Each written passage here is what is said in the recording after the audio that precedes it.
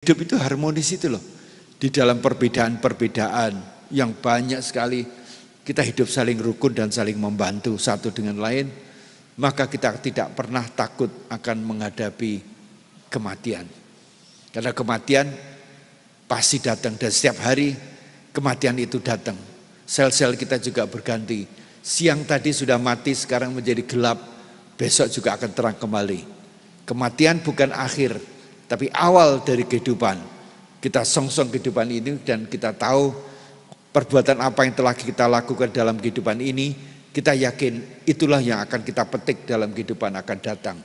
Ya, demikian jawaban saya.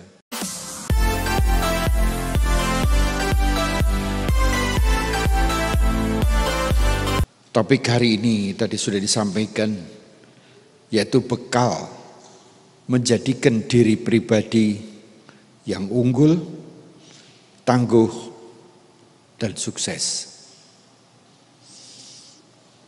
Jadi bekal apa yang harus kita miliki agar menjadi bekal untuk diri pribadi agar unggul, tangguh, dan sukses. Kemarin pada jam 11 pada waktu dalam perjalanan dari Petandaan ke Batu Riti, saya mendapatkan telepon dari kapia saya yang saya tinggal bersama beliau di Jakarta. Beberapa kali beliau telepon, tapi selalu telepon saya itu silent. Sehingga setelah 1 jam baru saya kebetulan membuka. Dan beritanya adalah sangat mengejutkan. Begitu saya mendengar isak tangis di telepon, maka beritanya pasti tidak menyenangkan. Dan ternyata berita itu adalah anak perempuannya yang paling kecil, usianya baru 19 tahun, hampir 20 tahun, meninggal karena bunuh diri dengan cara loncat dari tingkat 11 mahasiswi. Kejadian ini memang sering kali terjadi.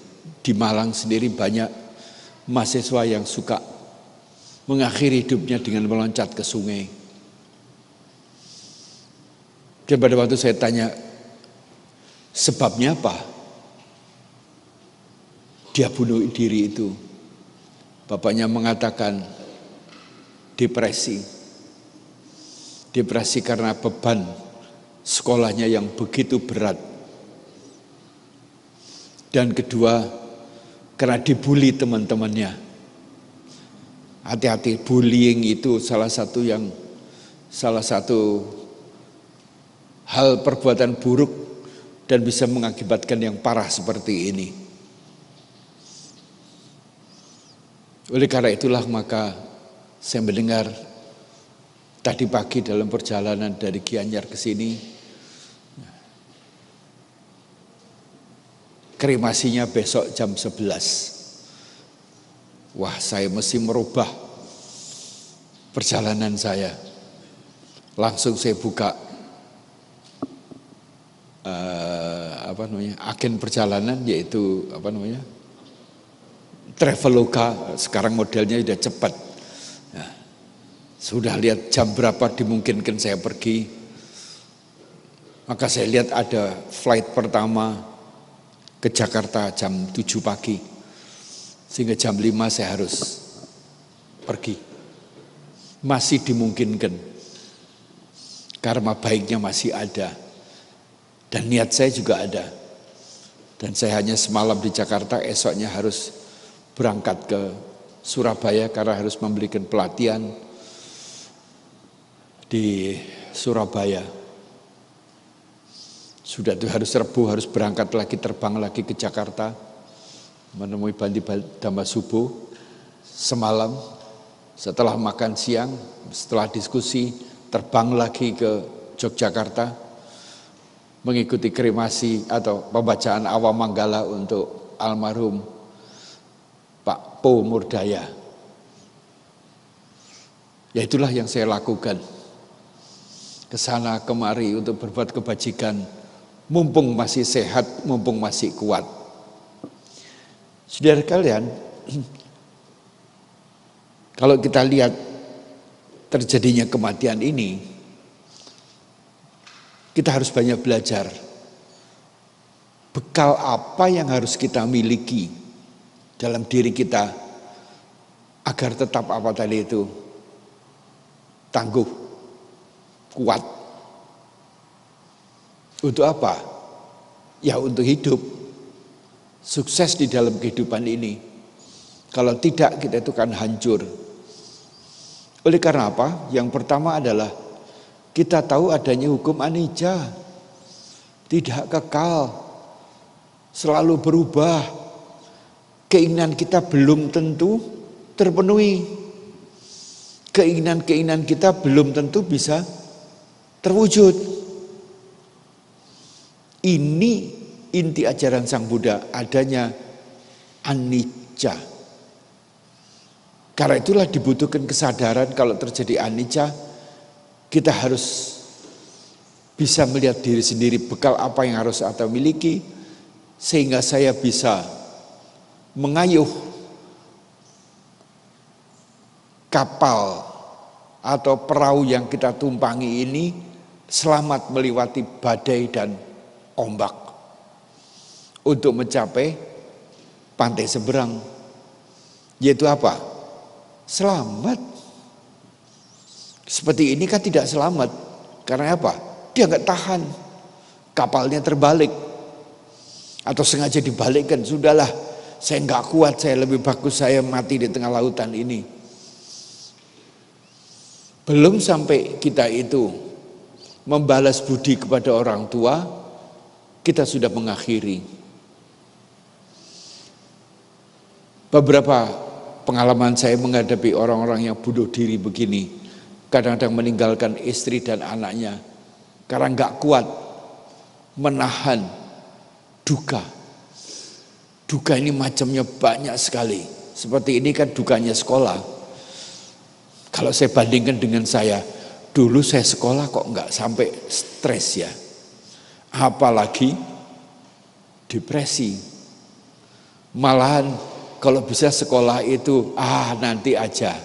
Jalan-jalan sekarang. Ada yang begitu bisa. Buat saya dulu, santai-santai aja lah. Sekolah itu nomor 2. Menghibur diri nomor 1. Itu kan berbeda dengan orang yang pada saat ini sekolah dipenuhi beban yang begitu beratnya. Belum lingkungan yang menekannya. Orang tuanya termasuk cukup berada. Bukan orang miskin.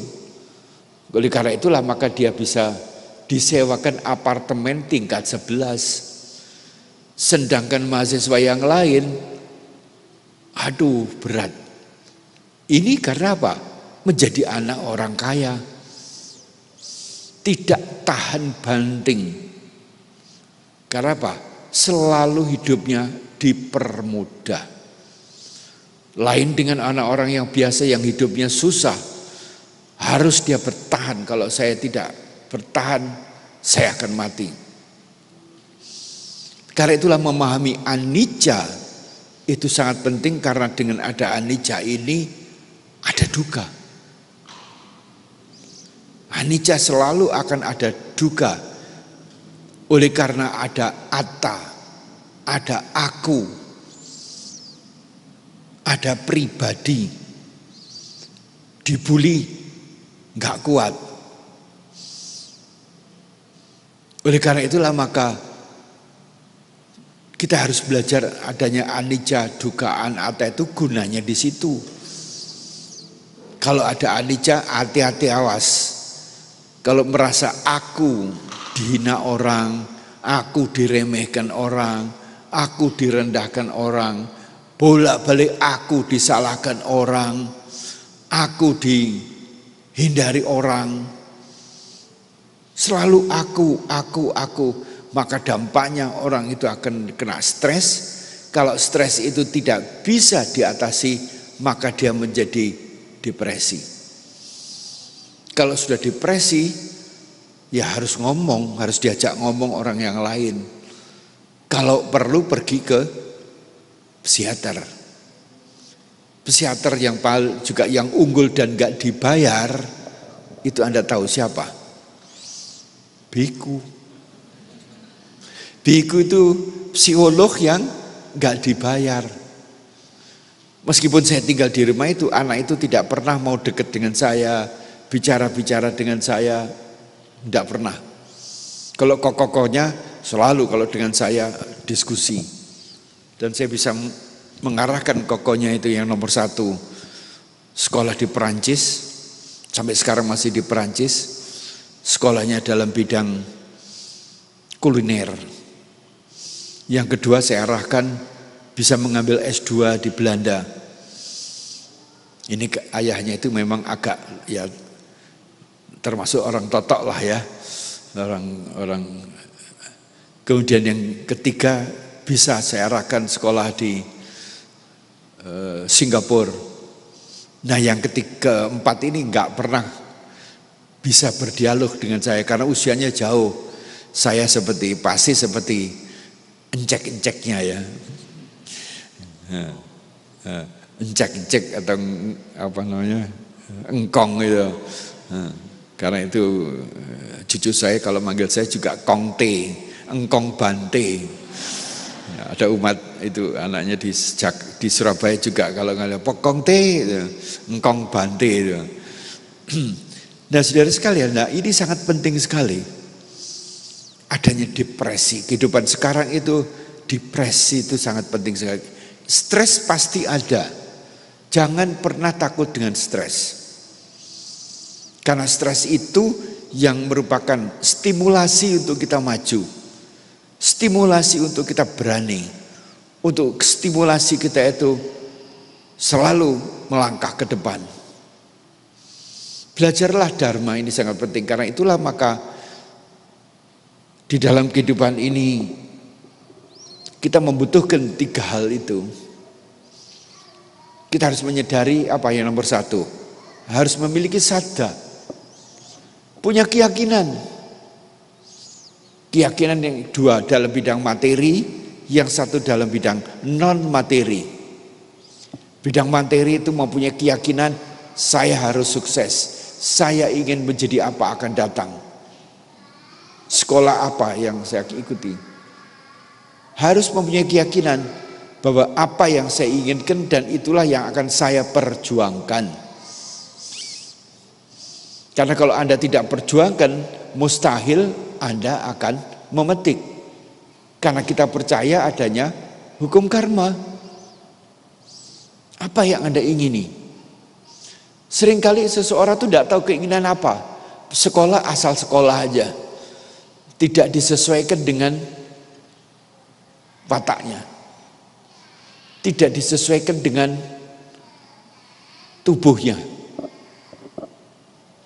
Misalnya tubuhnya kurus, kok kepengen jadi model. Ya, bisa juga kalau mau.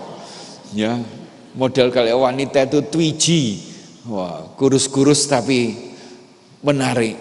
Tapi kalau laki-laki kurus jadi model, model apa ini?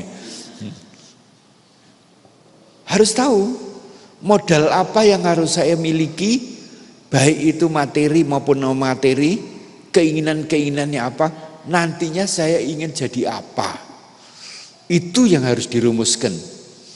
Nah seringkali kalau kita tidak memahami itu, maka seringkali kita minta bantuan psikologi untuk membuat analisa-analisa apa sih kesenangan saya ini. Itulah yang harus dilakukan, sadda, mempunyai keyakinan akan apa yang akan saya raih untuk masa depan. Saya juga demikiannya. Dulu nggak ada yang menuntun saya nih, ya harus tahu sendiri, cari sendiri. Sifat saya seperti apa? Dulu waktu saya masih muda sifat saya tuh waktu kecil nggak pernah bisa ngomong, selalu gagap, tetek kak gitu loh. Tapi sekarang kok jadi pembicara bolak-balik kemari gitu. Bisa dirubah biarpun itu gagap. Saya ini apa? Apa yang bisa saya punyai? Bekal apa yang kita mulai? Nah ini nomor satu, lihat bekalnya apa? Bahu saja. Yaitu apa? Knowledge, pengetahuan. Pengetahuan apa?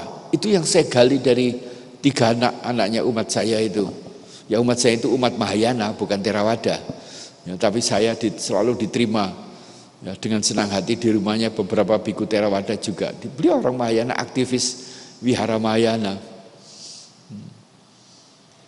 Jadi kita harus mengetahui knowledge. Kita harus dengan keinginan itu, maka kita nomor 1 adalah tanya dulu. Pengetahuan apa yang saya harus miliki untuk bisa meraih harapan dan cita-cita saya. Seperti juga Bodhisattva Siddhartha. Itu dimulai dari apa? Pada waktu tinggal di surga, saya ingin mengakhiri tumimba lahir. Selama beliau masih di surga, dapat enaknya, dapat 72 bidadari barangkali ya. Saya ingin mengakhiri duka. Saya ingin mengakhiri tumimba lahir. Sehingga beliau apa? Diskusi dengan para dewa, turun ke bumi. Jadi tekad itu harus ada dulu. Sadda itu dimulai dari keinginan, kemudian diwujudkan dalam bentuk tekad, aditana. Dan untuk itulah maka kita juga lihat bagaimana Pertapa Gautama mewujudkan cita-citanya. Meskipun hidup enak sebagai putra mahkota, punya istri cantik, rumah bagus, semuanya serba ada. Pada akhirnya mengatakan, ini bukan cita-cita saya. Maka meninggalkan istana dan pergi ke hutan. Dan di sana juga belajar, Bahu Saca itu belajar. Waktu di istana belajar memanah, belajar berorganisasi, bagaimana memerintah dan sebagainya. Tapi rasanya ini bukan bidang saya. Saya juga demikian. Waktu saya lulus sarjana, saya diterima di Bank Amerika. Saya ditugaskan di valuta asing, foreign exchange. Di situ saya apa? Ya harus belajar. Karena bidang saya bidang hukum. Hukumnya hukum pidana. Skripsi yang mengenai pembunuhan. Surveinya, risetnya di penjara-penjara. Nah ini kan mestinya kan jadi kepala penjara saya ini. Ternyata sekarang terpenjara jadi biku ini. Gak bisa kemana-mana, terpenjara jadi biku. Betul-betul. Saya harus belajar. Bahu saca. Kemudian apa? Harus terampil. Semua bentuk pengetahuan yang saya miliki atau Anda miliki harus bisa diterapkan untuk lingkungan masing-masing. Jadi skill, jadi knowledge and skill ini satu pasang. Seperti mata uang itu 2 muka. Pengetahuan harus terus-menerus Anda harus pelajari sampai nanti dikremasi. Saya pun sampai hari ini tidak selesai juga belajar. Hari ini sebenarnya saya mau bertemu dengan seorang biku unggul yang ada di Pak Merte ada. Bhante Bodhi. Orang bule menerjemahkan Tipitaka berjilid-jilid. Dan saya ketemu beliau di London, di New York, di suatu wihara Mahayana. Yang kedua saya juga ketemu beliau di California. Wiharanya tuh semuanya orang asing. Jadi saya pun harus belajar. Tidak bisa tidak belajar. Ini namanya belajar seumur hidup. Long life learning. Ya kalau bisa nanti belajar. Jalan ke neraka itu mana ya? Jalan ke surga itu mana ya? Nanti begitu mati nanti lihat, udah tahu kalau ke kiri itu neraka. Biarpun banyak cewek-cewek cantik-cantik, biarin aja. Lihat yang sini gundul-gundul itu semua kok ke kanan semua itu. Gak menarik itu. Jadi mesti belajar. Nah knowledge ini bahu saja and si panca. Semua ilmu pengetahuan yang Anda punyai dan saya punyai harus bisa diterapkan. Diterapkan itu apa? Dana. Untuk siapa? Untuk orang lain. Dengan mata kita lihat orang itu miskin, maka menimbulkan keyakinan sadar terhadap hukum karma. Saya harus bantu dia. Walaupun saya punya sedikit, saya kasih sebagian dari sedikit itu. Kalau orang itu bodoh, tidak pinter, saya kasih pengetahuan. Saya berikan les cuma-cuma. Dan sepunya. Kalau orang itu lemah, saya bangkitkan kembali. Kalau orang itu pemarah, saya harus menjadi peramah. Agar dia yang dari marah bisa tersenyum dan marahnya bisa hilang. Itu semua dana. Nah, kalau kita mempunyai keyakinan itu, ya, maka itu tidak akan pernah mengalami stres. Stres sedikit-dikit ya bolehlah. Untuk menjadi apa? Menjadi stimulan untuk saya harus bisa atasi itu. Seperti Siddhartha, Pertapa Gautama.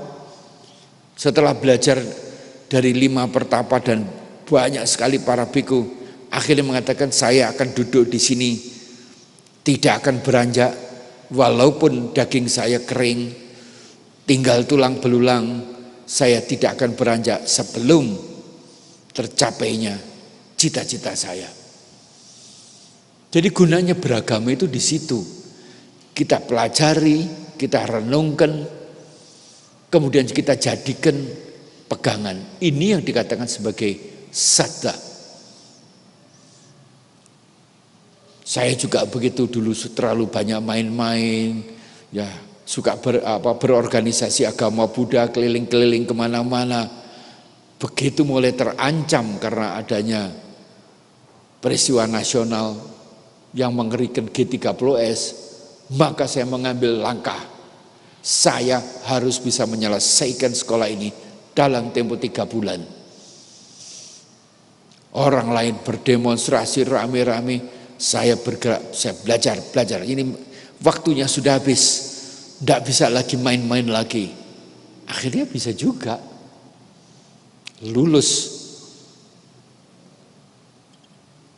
Nah, kalau tidak ada keyakinan ini, jadi keyakinan ini harus saddha, ini bagian penting. Setelah ada anicca, dukkha, anatta. Dukkha ini ancaman. Kalau Anda tidak bisa merubah dukkha ini menjadi sukha, maka hancurlah kehidupan Anda. Seperti ini tadi. Seperti anak ini. Nah, karena anicca tidak bisa kita rubah. Yang ada bisa kita amati, kita lihat, dan kita sikapi. Nah, cara menyikapinya itu adalah dengan jalan dharma. Pegang teguh dharma itu. Dialah yang bisa menjadi pelindung kita untuk waktu yang lama sekali, bahkan sampai kehidupan yang akan datang. Jadi anicca, dukkha, anatta, awas. Atta itu harus dirubah menjadi anatta. Tidak ada yang dibully. Saya kalau mengajarkan sama cucu saya, anak angkat saya, waktu masih kecil, kalau diledek teman-temannya itu marah. Wanita juga marah, tersinggung. Saya bilang jangan tersinggung. Lihat mukanya. Kalau kayak gitu itu cakep enggak? Enggak. Lah ya sudah. Kalau kamu marah-marah mukamu juga enggak cakep. Kalau perlu kamu tuh bawa kaca. Kalau dia marah-marah lihat di gini ini wajahmu gitu. Pasti dia lari gitu. Jangan diikuti. Karena kalau kita mengikuti keburukan itu maka kita itu memperoleh keburukan. Kalau kita mengikuti orang berbuat jahat pada kita dengan membalas maka kita pun akan terseret. Itulah gunanya kita itu untuk mengatasi stres. Apa jadi biku enggak stres? Bisa stres. Tidak boleh kemana-mana. Tidak boleh jalan-jalan ke Batu Riti ke sana. Tidak boleh pergi ke mana tempat pantai. Nanti dilihat di sana yang polos-polos. Kalau ini kan tidak polos ini gitu. Gak boleh. Makan pun tunggu dulu. Ya kemarin juga saya katakan di wihara, para bante itu tidak pernah makan makanan panas. Hari ini spesial loh.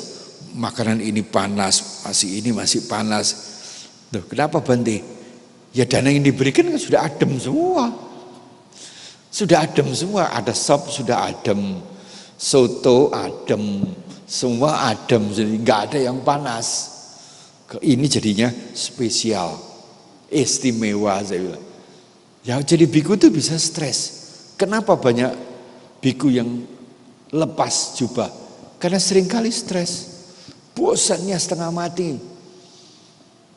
Enak aja umat mengatakan meditasi bante. Dirinya sendiri kalau meditasi setengah mati. Kalau sudah nyuruh bante itu meditasi aja. Ada juga dengar saya di WA. Itu ada umat di daerah Singaraja sana mengatakan, Jaya medit itu kok keluyuran aja, kapan meditasinya itu? Loh, dia nggak tahu. Emangnya kalau saya meditasi terus bilang, saudara-saudara saya mau meditasi. Ya tidak. Saya menjalankan tugas. Sebenarnya saya ke sini, saya memberitahukan Pak Komang, saya hanya ceramah di 3 tempat saja. Yang lainnya saya mau istirahat. Nggak taunya di 6 tempat. Ya sudah dijalankan. Dengan apa? Tanpa beban. Karena itu ya nomor 1 itu adalah kita memiliki sadar, keyakinan, saya bisa, saya berhasil, saya tidak pernah putus asa, seperti apa yang dilakukan oleh Pertapa Gautama. Meskipun Sang Buddha sudah mencapai mencapai nibbana, sebenarnya tugasnya sudah selesai. Tetapi atas permintaan Brahma Sahampati, babarkanlah dharma ini untuk dewa dan manusia. Sayang ilmu yang Anda dapatkan itu gak dibabarkan pada orang lain. Jadi meskipun Sang Buddha sudah mencapai kesempurnaan, masih juga berdana dalam pengertian kiriya, melakukan sesuatu tanpa intensi apa-apa. Kalau kita kan kepengen diwahkan, pangan dihargai. Beliau enggak. 45 tahun beliau masih berjalan membabarkan dharma, tidak hanya kepada manusia, juga kepada para dewa dan makhluk-makhluk yang lain. Nah, ini sangat penting sekali. Jadi yang pertama harus ada keyakinan. Dan yang kedua adalah harus memiliki karuna. Karuna itu apa? Kasih sayang. Yang sifatnya memberi, giving. Kalau meta masih di dalam otak kita, di hati kita, belum keluar. Begitu sudah diwujudkan, itu merupakan karuna. Ibaratnya seseorang itu menyukai pasangannya yang cantik, jelita, masih juga dipendam aja, nggak diomong, Maka si wanita itu tidak tahu kalau dia masih mencintai. Tapi kalau itu diwujudkan dalam bentuk karuna, loh jalan kaki, ayo ikut saya. Atau kalau ulang tahun dikasih bunga, dikasih ucapan selamat. Demikian juga Anda. Hitung nanti berapa banyak orang yang mengirimkan selamat Waisak di HP Anda. Itu menandakan sama dengan banyaknya Anda memberikan karuna kepada orang lain. Kalau cuma sedikit, Anda harus tahu diri. Saya ini ternyata orang yang pelit, gak mau mengucapkan selamat kepada teman-teman lain. Berarti kalau sudah Waisak itu bingung, lebih dari 100 yang mengucapkan selamat. Jadi apa? Beban lagi. Bagaimana menjawab 100 orang itu? Yang satu Buddhis, yang satu non Buddhis. Pasti balasannya beda. Belum yang WA grup. Wah, satu grup bisa berapa puluh itu. Grup lain sekian puluh lagi. Saya bersyukur saya diperhatikan orang banyak. Tapi kalau saya terima cuma sedikit, berarti apa? Saya harus tahu diri. Saya kurang memberi perhatian. Kurang memberikan empati kepada orang lain. Itu dengan cara demikian itu pun bisa memperkokoh batin Anda. Saya tidak pernah sendirian. Saya memiliki banyak sahabat. Nah ini kedua ini sangat penting juga. Memiliki sahabat, dan hari ini saya dapat WA juga sahabat saya yang 3 hari yang lalu masuk rumah sakit, wanita, teman kuliah tahun 1960. Sampai hari ini saya memiliki WA bersama teman-teman itu. Tahun 60, jadi berapa puluh tahun yang lalu? 60 tahun yang lalu. Masih bersahabat. Saling kita mendoakan kalau dia sakit, ayo kita doakan dia. Ya, dan hari ini saya dengar meninggal dunia wanita, teman satu kuliah. Karena ini akan mendorong kita itu apa? Memiliki hormon-hormon yang membahagiakan. Karena apa? Subhasita ajak baladang begitu. Kita memiliki sahabat yang banyak. Dengan sendiri kita tuh pasti mempunyai ucapan-ucapan yang enak didengar, saling membantu dan sebagainya. Dan yang ketiga tidak kalah pentingnya, yaitu memiliki wirya, semangat tak terkalahkan. Itu adalah bensinnya kalau mobil itu. Selama mobil itu punya bensin, Anda bisa pergi kemanapun juga. Jadi memiliki sada, memiliki karuna, dan yang ketiga memiliki wirya. Yang lain juga memang penting ya, merupakan beban-beban itu. Nah kalau itu Anda memiliki, maka dengan sendirinya di dalam Anda menjalankan kehidupan ini, yaitu memiliki nama dan rupa, fisik ini kita miliki, kemudian nama itu batinnya kita pelihara secara sehat. Di mana Sang Buddha mengatakan arogya paramanglaba. Jadi tidak sakit itu adalah laba yang terbesar. Keuntungan yang terbesar seperti saya ini. Kemarin saya kan dari Kuala Lumpur itu mengunjungi dokter saya untuk cek hasil operasi syaraf kejepit. Dokter mengatakan bagus, sudah lanjut bisa ke Denpasar ini. Denpasar 7 hari masih juga diteruskan. Karena apa? Pertama memiliki mental yang sehat. Enggak pernah menyesal. Kalau dulu waktu saya masih jadi konsultan, kalau diundang oleh perusahaan lain, pertanyaan saya yang pertama, wani piro? Berani piro? Kalau ceramah, berapa honornya.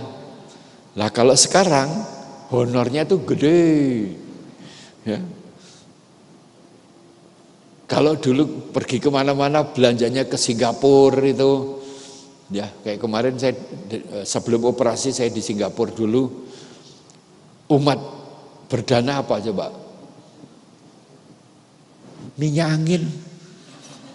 Saya bilang sama mereka, ini loh perbedaannya.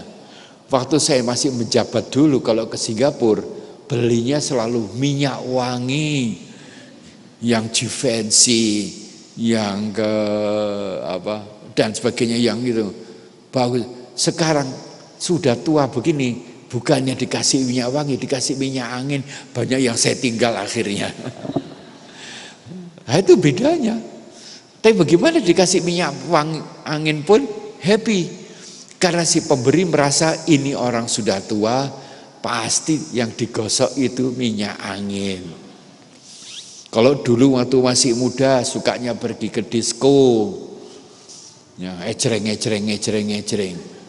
Sukanya ke diskotek. Sudah tua gini bolak-balik pergi ke apotek. Ada sudah serenteng gini apotek begitu. Ya kemana-mana datang. Nah, jadi kita itu harus tahu dengan dasar 3 ini. Bagaimana kita itu supaya menjadi orang yang nomor 1 unggul. Harus menjadi orang unggul. Karena dengan unggul itu kita itu dihargai orang banyak. Sang Buddha mengajarkan kalau kita hidup itu nomor 1 apa? Bermanfaat bagi orang banyak. Menjadi bermanfaat. Kalau enggak bermanfaat, kalau jubah ini sudah tidak ada manfaatnya, karena bentuknya sudah belel, sudah banyak sobekannya, dipakai buat apa? Ya paling-paling buat spray. Kalau enggak spray dipakai untuk keset. Oleh karena itulah maka kita itu harus bermanfaat bagi orang banyak. Dan harus unggul. Unggul sesuai dengan apa yang Anda ingini. Apa hobi Anda? Hobi Anda itu apapun juga harus unggul. Supaya apa? Orang membutuhkan kita dan kita bisa membantu mereka. Jadi keunggulan ini sangat penting. Di sekolah saya juga unggul waktu kuliah dengan teman-teman itu. Karena itu kita itu masih berhimpun. Belum waktu masih kerja dulu di perusahaan. Ya. Di perusahaan waktu di Indofood, ya nomor 1 yang saya lakukan, saya lihat banyak umat Budanya. Saya bikin organisasi namanya Perbudi. Sampai hari ini masih berlangsung. Sudah saya tinggalkan sudah 15 tahun lebih, ber-20 tahun. Kemarin merayakan. Ya.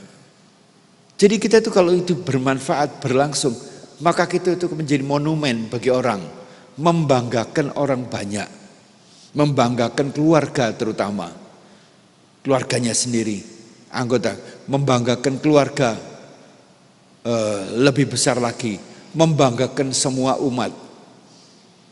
Sopir saya itu agamanya Islam yang dulunya kolot sekali, kemudian tiap hari saya itu ceramain, karena dalam mobil itu omong apa ya, omong dharma, sehingga sekarang pun kalau ketemu biku itu didatangi, kenal Jaya Medo ya? Oh iya kenal, wah itu bos saya dulunya. Karena apa? Buatlah orang lain bangga pada diri kita. Itu kita itu mempunyai niat. Kalau Anda mau pakai bros, pasti mencari bros yang disukai dan bisa dibanggakan orang lain.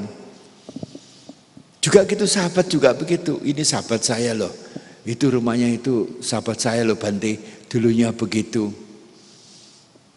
Jadi satu adalah keunggulan itu harus kita miliki sesuai masing-masing. Apakah dia jadi dalam bidang kuliner, apa tukang kayu. Jokowi jadi tukang kayu bisa jadi presiden. Ya kan? Siapa yang mengira? Meskipun sekarang dipersoalkan mengenai ijazahnya asli atau palsu. Sekarang banyak orang yang palsu. Cinta pun banyak yang palsu sekarang itu. Waktu masih punya duit banyak, cintanya besar. Begitu duitnya merosot, seringkali cintanya juga merosot. Hati-hati. Kalau kita masih punya pangkat, kita punya uang, teman kita banyak. Tapi kalau sudah duit kita merosot, pangkat kita merosot, enggak menjabat lagi, mulailah satu persatu itu meninggalkan kita. Saya alami sendiri.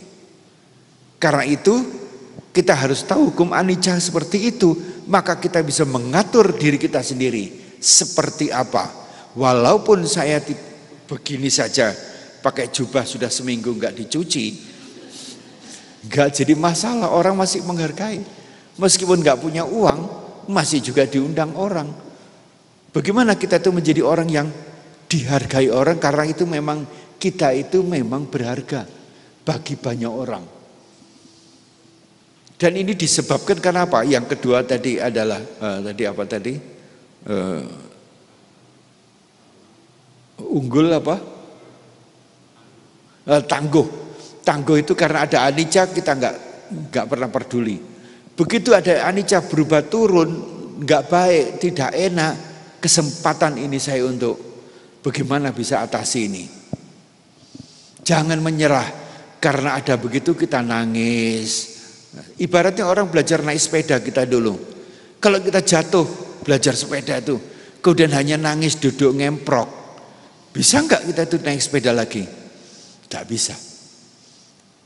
Hanya bisa kalau kita apa? Berdiri, coba lagi. Berdiri, berlari, jatuh lagi, enggak apa-apa. Kasih konidin, obat merah, lagi dan sebagainya. Juga demikian dengan meditasi. Tiap kali saya ketemu orang Bante, aduh saya nggak bisa meditasi, pikiran saya lari ke sana kemari. Lah ya memang itu. Ya biarin aja, kita lihat, ayo lari kemana kita perhatikan.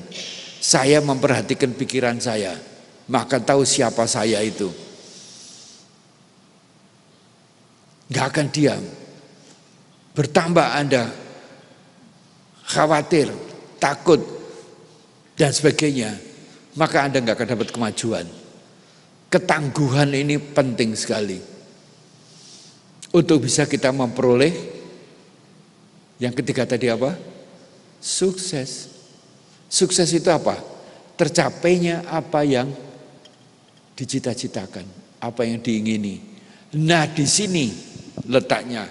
Kalau sukses yang gak tercapai atau kurang tercapai itu duka.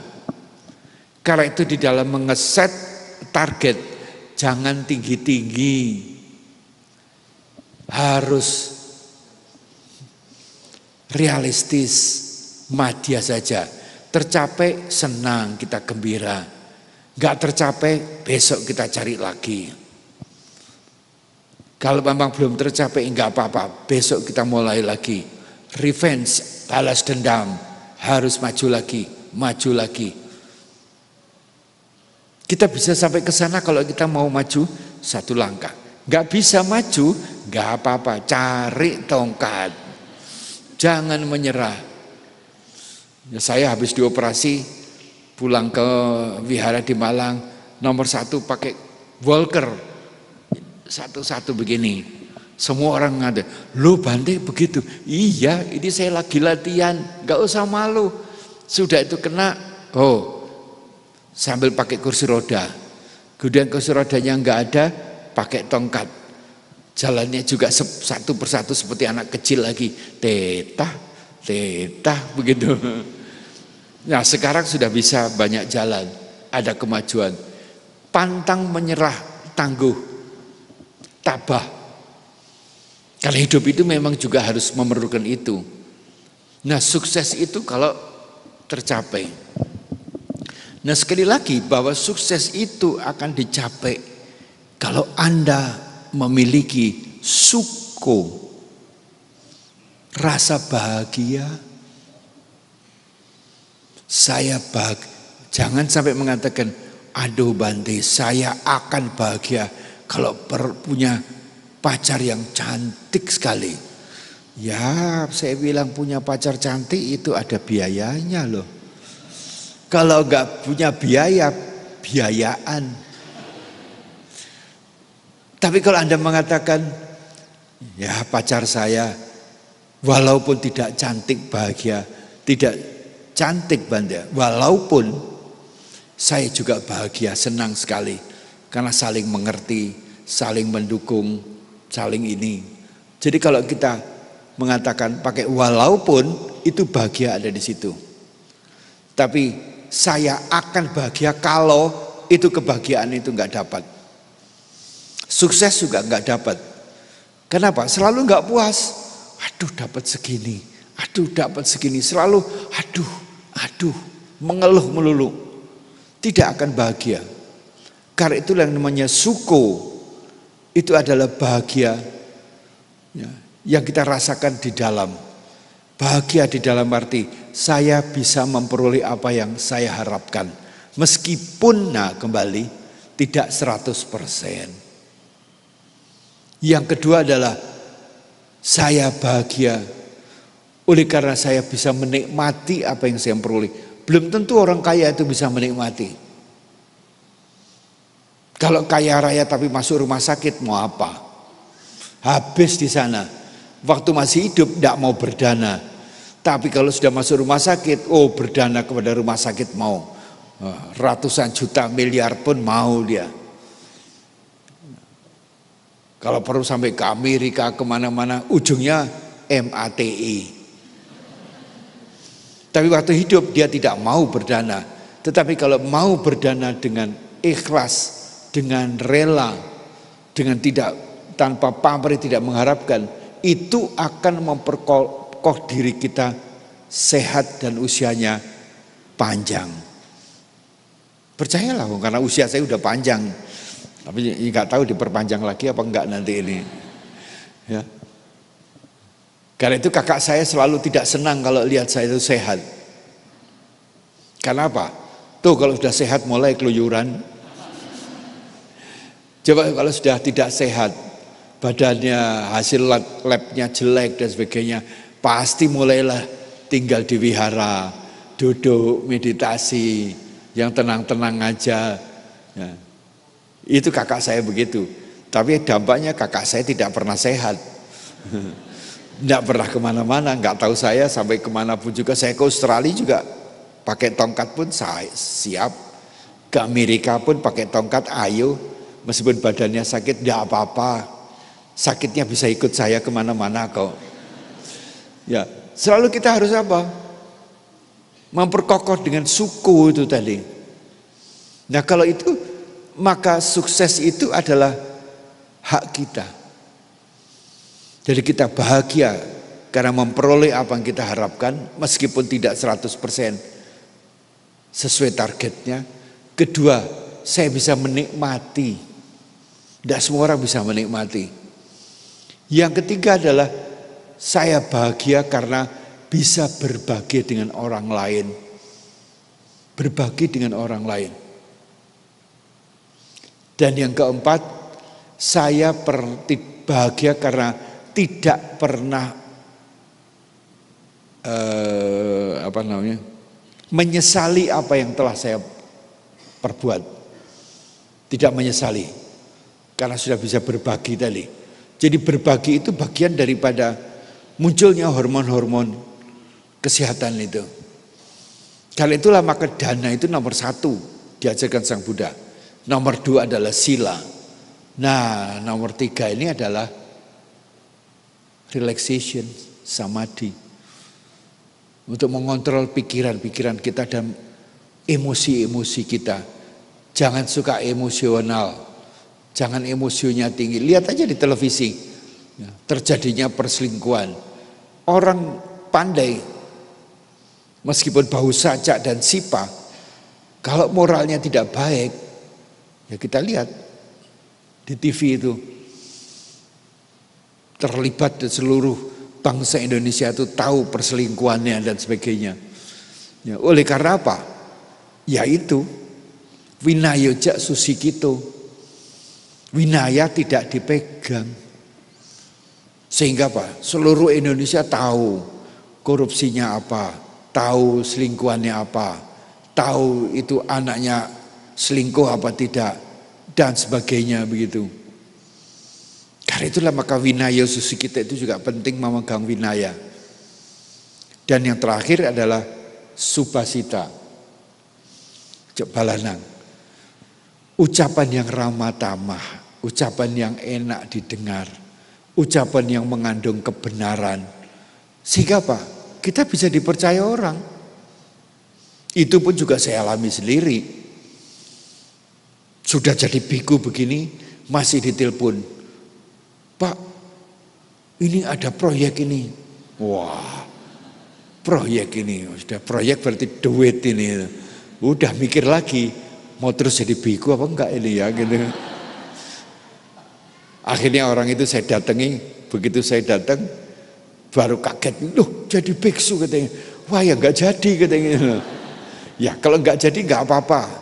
Tapi mau enggak saya carikan teman saya yang bisa dipercaya, yang bisa membantu Anda. Jadi rezeki yang mestinya datang kepada saya bisa berikan kepada orang lain. Enggak apa-apa, saya enggak. Tapi nanti saya akan menggait dia. Jadi pada waktu saya menjadi konsultan sudah enggak lagi kerja. Kalau jadi dapat proyek, saya ingat teman-teman saya yang sehati. Ayo kita kerja bersama-sama, gotong royong, sama-sama digotong. Dikerjakan secara bersama-sama. Dan saling percaya, saling membantu. Kemudian royongnya, hasilnya ayo dibagi secara bersama-sama. Ya tentu saya sebagai kepalanya dapatnya lebih kan gitu. Ini jatah saya, ini yang ini ayo kita bagi. Dengan demikian maka yang ada adalah kebahagiaan aja. Dan mereka pasti selalu mendoakan kita-kita. Ada saja. Nah itulah saudara sekalian, bahwa bekal-bekal yang harus kita miliki itu dari Dharma. Yang kita pelajari dalam bentuk bau saca, di dalam bentuk pariyati, kemudian sipanca, sipa, itu dalam bentuk pati-pati. Nah hasilnya itu patiweda itu orang lain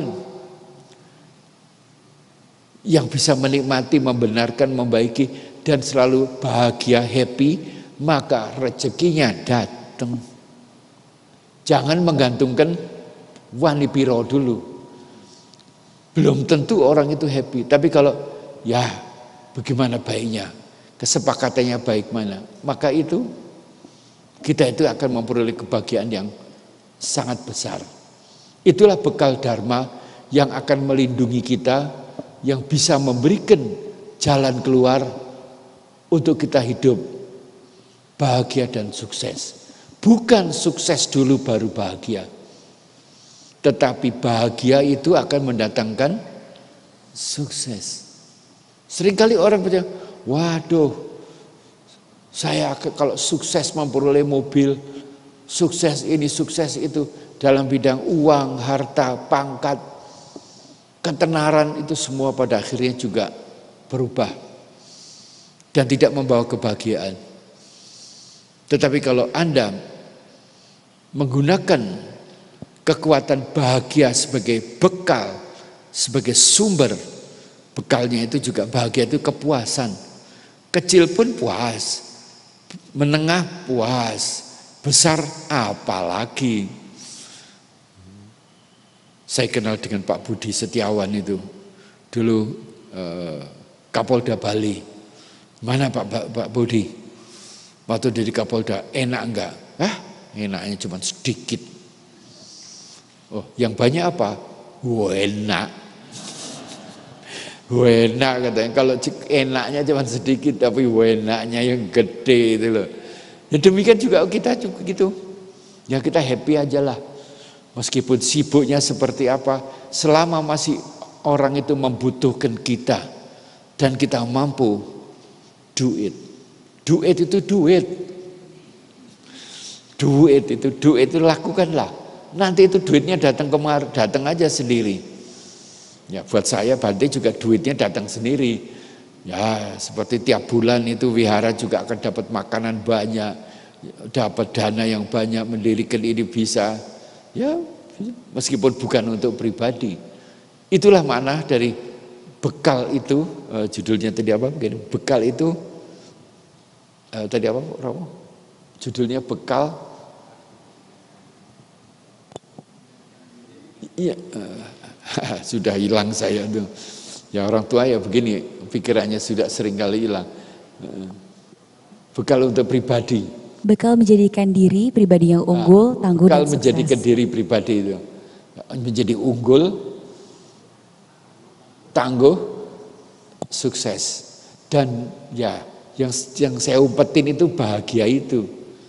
Dan bahagia. Tapi kalau orang senang sukses dulu baru bahagia. Tapi Anda sebagai pengikut Buddha harusnya mulai dengan bahagia.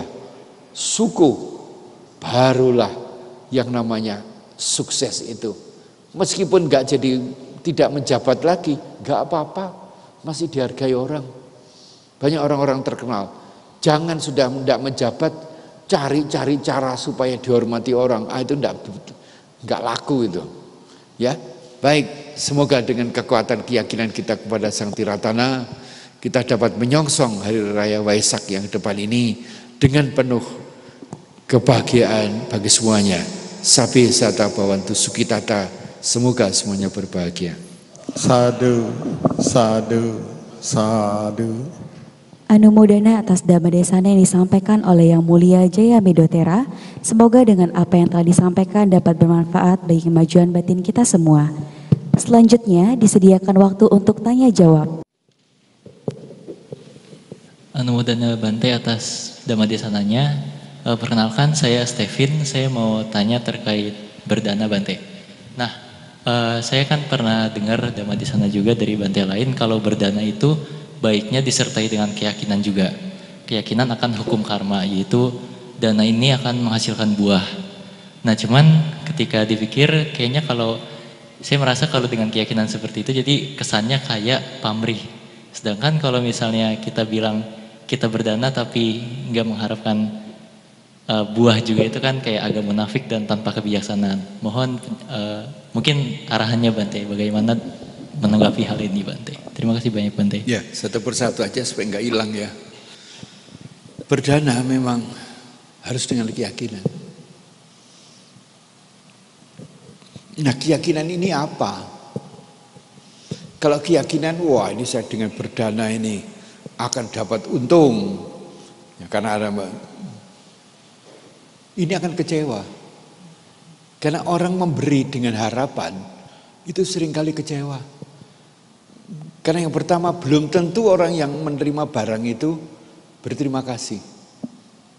Yang kedua, belum tentu orang yang terima itu akan memperlakukan barangnya itu seperti Anda harapkan. Coba kalau seseorang memberi saya barang, Bante saya mempersembahkan, ya, kemudian saya taruh di sini, kemudian kaki saya begini, tersinggung tidak ada? Kenapa tersinggung? Wong udah diberikan kepada saya, Anda sudah mengerti Dharma juga, kalau sudah diserahkan ya milik saya. Tapi coba saya taruh di sini, kemudian kaki saya begini. Semua marah. Karena apa? Saya bilang, menurunkan derajat Anda serendah itu. Tapi kalau Anda mengenal Dharma, mengenal keyakinan terhadap hukum karma, sadar Anda mengatakan, wih enggak apa-apa. Biku kok enggak sopan ya? Biarin aja. Itu kan karmanya beliau sendiri. Maka Anda tidak menderita. Tapi itu sulit sekali. Pada waktu saya kerja di bank dulu, Bank Amerika itu, duit itu seringkali numpuk di kaki. Saya pakai apa? Sebagai ganjel. Untuk berdiri itu. Karena saya tidak memandang itu uang. Coba kalau saya memandang itu uang. Iya kan? Jadi tergantung kita. Tapi kalau itu di dalam bahasa Jawa itu, kalau pakai pamrih, mengharapkan sesuatu dari orang itu, kita tuh menderita. Pasti itu. Meskipun pada awalnya waktu Anda menolong, tidak mengharapkan apa-apa. Ya, hanya betul-betul menolong. Suatu hari dia itu lewat di hadapan Anda, dia nggak noleh sama Anda, marah nggak Anda? Ya, sekali tersinggung, loh cobalah, dia tuh dulu saya tolong loh, sekarang nengok aja kagak. Iya kan? Loh, saya ini dianggap apa ini? Atau berdana, ya kemudian masuk ruangan ini nggak ada yang nganggap, dia duduk di paling pojok, seringkali tersinggung. Seringkali berdana namanya sudah ditulis Jaya Medo, suatu hari sudah copot gitu. Loh, kok nama saya kok nggak dianukan? Tersinggung lagi. Nah, itulah penderitaannya akibat adharma. Karena itu yang paling bagus itu adalah mengikhlaskan. Yang pertama bahasa Arab ini, yang pertama harus tulus dulu. Tulus itu apa? Saya memberi itu oleh karena hanya mengenal hukum karma. Saya tidak mengharapkan dari orang itu. Yang dipastikan tidak mengharapkan. Karena saya yakin terhadap hukum karma, maka saya yakin bahwa apa yang saya berikan itu nanti akan berubah. Tidak harus dia yang membalas. Dia nggak ingat saya, terserah. Dia tersenyum, ya terima kasih. Dia membalas kebaikan dengan kebaikan, saya menghargai kebaikannya. Maka penderitanya nggak ada. Ini yang dikatakan bau saja, si panca tadi itu loh. Menerapkan itu betul-betul ikhlas, tidak gampang. Harus membutuhkan mindfulness, kesadaran. Begitu ada apa, karena seringkali kalau Anda gak punya duit, Anda dulu rajin ngasih orang banyak. Begitu Anda gak punya duit, mereka itu hilang semua. Marah, kita kesal, cobalah. Ibu saya juga begitu, kamu itu suka seringkali memberi. Coba nanti kalau kamu ada berapa-apa, lari semua orang itu. Ya betul lari. Gak inget. Saya bilang ibu gak apa-apa, saya percaya pada hukum karma. Yang nanti membalas, membuka rezeki saya itu bukan mereka itu. Tapi orang-orang lain yang tidak saya kenal. Yang tidak beragama Buddha. Keyakinan terhadap hukum karma itu yang penting. Bukan keyakinan karena terhadap orang itu. Maka kalau itu Anda lakukan, Anda selalu tersenyum. Diperlakukan kayak begitu orang yang Anda tolong, Anda mengatakan, semoga karma buruknya tidak lahir. Semoga kebahagiaan saya hukum karma tetap lahir. Enteng jadinya, nggak ada beban. Ya. Terima kasih Bante. Ya. Baik, untuk Selamat malam Bante, saya ingin bertanya bagaimana sih cara seorang biksu untuk tidak melekat dengan kematian? Karena kita sebagai manusia kematian itu selalu sangat menyakitkan dan Tidak meninggalkan apa? Kematian, Pakaian. kematian. Oh, kematian, ya. Ya. Karena kematian itu pasti meninggalkan trauma yang sangat dalam terutama bagi orang yang kita sayangi. Yang kedua, tadi Anda mengatakan bahwa kita harus memiliki keyakinan untuk tidak menyerah. Nah, ketika kita misalnya dalam suatu kondisi yang saya sangat bosan dan tidak tahu harus melakukan apa, apakah kita harus tetap tidak menyerah atau bagaimana? Mungkin apakah Anda memiliki? Ya. Terima kasih. Jadi yang kedua, kalau Anda menyerah berarti gagal. Gampang aja. Gagal itu apa? Tidak terpenuhi apa yang Anda harapkan. Anda citakan. Yang ingin punya cita-cita kan bukan Anda aja. Tapi mungkin orang tua, pasangan, masyarakat. Ya semua umat juga saya kira mengharapkan seorang biku nggak copot jubah kan? Iya. Ada nggak copot? Wah semoga dia copot lah biar cepet dah. Ya, pasti itu juga gitu. Harapan kita harus tahu. Saya menjadi saya itu harapan saya, harapan keluarga, harapan masyarakat sekelilingnya, harapan umat. Itu bagian dari tanggung jawab kita. Yang membuat kita itu tangguh, tabah, jalan terus. Seperti saya ini. Kemarin waktu saya pergi ke wihara, Brahma Wihara, badan kaki saya masih lemes. Saya bilang sama Gus Doni, nanti ceramahnya di mana malah? Wah di Dhammasala sana Bante. Tapi harus naik dulu, turun dulu, naik dulu. Waduh mati aku gitu. Mulai hati kecil. Saya kok tidak sanggup karena memang masih lemes kaki saya ini. Ya. Wah gimana Don ya? Ya gimana ya Bante? Karena nggak ada mobil, nggak bisa naik mobil kan? Ya harus apa? Ya sudah, insya Allah pakai ini, udah pelan-pelan ya Dan ya, satu persatu, setapak demi setapak. Akhirnya sukses juga sampai di Dhammasalanya. Waktu pulang ya juga demikian. Sukses, karena apa? Tidak menyerah. Nah, saya masih menyerah. Apa? Apabila suruh pembabaran dhamma di belah batu. Wah, ya.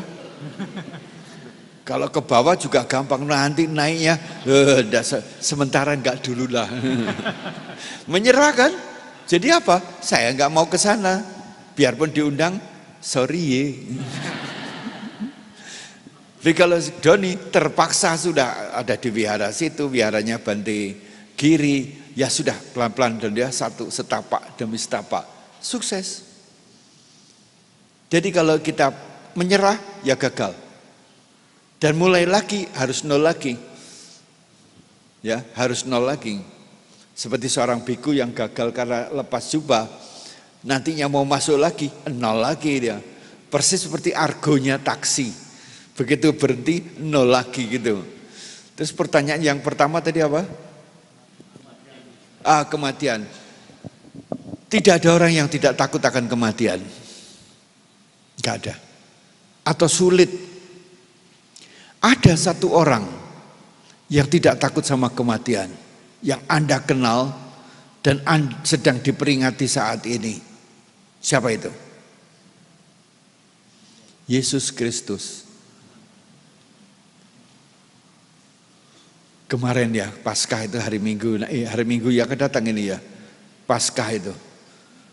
Beliau digebukin, diseret-seret, dikasih mahkota duri, tidak mengeluh, tidak mencaci, tidak memaki. Jadi dia takut, bahkan disalib pun, ayo. Ada, kalau Buddha kan tidak.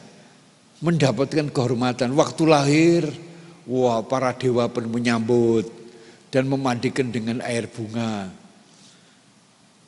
Waktu meninggal pun para dewa pun bahkan dengan tenang. Ada orang kepengen tanya Subado, dilarang-larang jangan tanya. Bantenya mau meninggal dunia sudah waktunya habis. Sang Buddha dengar jangan begitu. Ananda, silahkan Subado datang. Mungkin masih ada pertanyaan. Jangan sampai dia menyesal tidak dijawab oleh sang Tathagata. Kemudian sudah selesai, waktunya kok sudah gak ada lagi yang tanya. Maka beliau mengatakan, Handadani bikawe, apamadena sampadeta, waya dhamma sangkara, apadena sampadeta. Beliau mengatakan gitu menjelang kematiannya. Duhai para biku, segala sesuatu tidak ada yang kekal. Waya dhamma sangkara, tidak kekal dan berpaduan. Apamadena sampadeta. Berjuanglah dengan sungguh-sungguh untuk mencapai kebebasannya. Kemudian dia memasuki jana 1, 2 dan seterusnya. Beliau wafat. Itulah keunggulannya guru junjungan kita itu. Kalau yang lain-lain mau mati, waduh ada yang teriak-teriak. Dulu kenalan saya ada seperti digorok, babi digorok itu. Gitu. Ya, macam-macam orang kematian. Kalau kita mengenal Dharma, paling tidak itu seperti titik puspa. Suka meditasi. Dia siap. Saya sudah usia, saya sudah begini. Tua sudah 87, lebih tua daripada saya. Jadi saya sudah nunggu-nunggu ini ya. Saya sudah dapat kehormatan, dicintai banyak orang, sudah bisa menyenangkan banyak orang. Ya Tuhan, saya sudah siap dipanggil. Kalau dipanggil kalau saya meninggal, ya Tuhan, jangan sampai sakit berat. Biar dengan tenang saya bisa meninggal. Itu titik puspa ini. Yang gampang yang kita bisa lihat sekarang. Orang biasa yang kawin sampai 3 kali. Yang sering kawin 3 kali. Tentu banyak salahnya kan, namanya perkawinan itu. Jadi kita harus tahu, belajar mengenai anicca tadi, anicca. Nah nanti ini besok itu saya juga harus mengajarkan kapia saya ini anicca dukkha anatta, anicca dukkha anatta. Nah laki-laki dalam pengalaman saya, kalau ditinggal istrinya meninggal, nangisnya nggak karu-karuan, alamat mau kawin lagi. Dalam 3 bulan dia kawin lagi pasti. Karena apa? Dia nggak bisa kesepian. Kalau pagi nggak ada yang ngasih kopi, kalau pulang kantor nggak ada yang menyapa. Coba perhatikan nanti, coba kalau laki-laki ada yang istrinya meninggal, wah nangisnya nggak karu-karuan itu, 3 bulan mesti kawin lagi dia. Tapi kalau laki-laki ditinggal mati istrinya dengan tenang, dengan kalem, semua tamu datang, ya semua tidak ada yang kekal. Ini semua sudah kehendak Tuhan dan sebagainya. Itu biasanya sampai tua nggak kawin lagi. Karena apa? Kokoh, kuat, dan tabah, bisa mandiri. Dan itu harus belajar. Seringkali saya lihat itu seorang ibu juga, direktur saya, presiden direktur saya dulu meninggal dunia. Ibunya masih hidup, nangis gak karu-karuan. Kenapa anakku yang meninggal dunia duluan? Kok bukan saya? Saya ini sudah tua, sudah tidak berharga, sudah tidak berarti. Anak saya masih berarti. Dia presiden direktur perusahaan internasional. Menyesal dia, kenapa? Namanya orang tua selalu begitu. Sayangnya pada anak sepanjang jalan, sayang anak kepada orang tua sepanjang galah. Cuman tidak lebih dari 4 meter. Tapi kalau orang tua ya itu tadi. Sayangnya apapun juga bisa diberikan. Jadi untuk kematian itu kalau Anda datang ke tempat kematian, jangan ngobrol, jangan guyon, tapi melakukan perenungan. Saya datang ini nomor 1, menyikapi ikut duka cita. Kemudian saya menyikapi apa yang bisa saya bantu sama yang punya hajat, yang menderita. Yang ketiga, saya menyadari bahwa ini tidak kekal, semuanya akan mati. Saya pun juga akan demikian. Kemudian kita mengatakan kita ikut mendoakan. Kemudian yang keempat, tidak kalah pentingnya apa? Ikut mendengarkan pembabaran damanya di tempat kematian. Karena itu kalau Anda lagi ciong, jangan takut pergi ke tempat kematian. Seringkali kalau ciong toh, wah tidak bisa Bante, lagi ciong saya nggak mau ke tempat kematian. Keliru itu. Keliru. Itu saya alami, ada teman-teman tidak mau datang. Lah kalau istrimu mati gimana? Kalau anakmu mati gimana? Wah anak itu nanti ada penolaknya itu. Ya kenapa nggak penolaknya mulai sekarang aja? Jadi kalau ada ciong itu, berbuatlah kebajikan sebanyak mungkin. Biarpun itu kecil-kecil, nanti akan menjadi segunung. Nggak perlu takut. Kalau ciong, wah kesempatan ini berbuat kebajikan, saya harus ingat. Nanti itu ciong itu akan tidak terwujud. Tapi kalau memang terwujud, ini kekotoran batin yang dulu saya lakukan sekarang lagi berbuah. Ayo saya lunasi, saya terima dengan senyum dan tabah. Maka jangan pernah takut ya, mengenai kematian itu, karena semua orang pasti mati. Saya pun akan mati. Nah kenapa Bante nggak mati-mati? Karena budek. Tahu budek ya? Tuli, TULI. Tiap kali dipanggil Tuhan, Saya nggak dengar kok. Jadi aja dia ngomong apa, nggak ngerti saya. Maka apa umur saya nambah terus, badan saya tetap sehat. Dibikin humor aja. Meninggal ya sudah. Waktu ayah saya meninggal juga demikian. Ibu saya meninggal ya. Kita di rumah banyak bercanda aja. Bukan senang karena meninggal orang tua. Kita ingat-ingat dulu waktu masih muda diperlakukan orang tua seperti apa dan sebagainya. Kita bikin ketawa-ketawa, iya ya. Tidak apa-apa. Kita ingat kebaikan beliau, bagaimana beliau, kemudian apa sikap kita, nakal kita seperti apa. Itu cara kita mengingat kebaikan, kebajikan itu. Sehingga kita itu bisa menyelesaikan pemakaman itu dengan baik. Meskipun saya beragama Buddha, keluarga saya Muslim, ya kita duduk bersama-sama. Baca parita malam dulu, setelah itu urusan cara Islam. Sehingga apa? Ya hidup itu harmonis itu loh. Di dalam perbedaan-perbedaan yang banyak sekali, kita hidup saling rukun dan saling membantu satu dengan lain. Maka kita tidak pernah takut akan menghadapi kematian. Karena kematian pasti datang dan setiap hari kematian itu datang. Sel-sel kita juga berganti. Siang tadi sudah mati, sekarang menjadi gelap. Besok juga akan terang kembali. Kematian bukan akhir, tapi awal dari kehidupan. Kita songsong kehidupan ini dan kita tahu perbuatan apa yang telah kita lakukan dalam kehidupan ini, kita yakin itulah yang akan kita petik dalam kehidupan akan datang. Ya, demikian jawaban saya.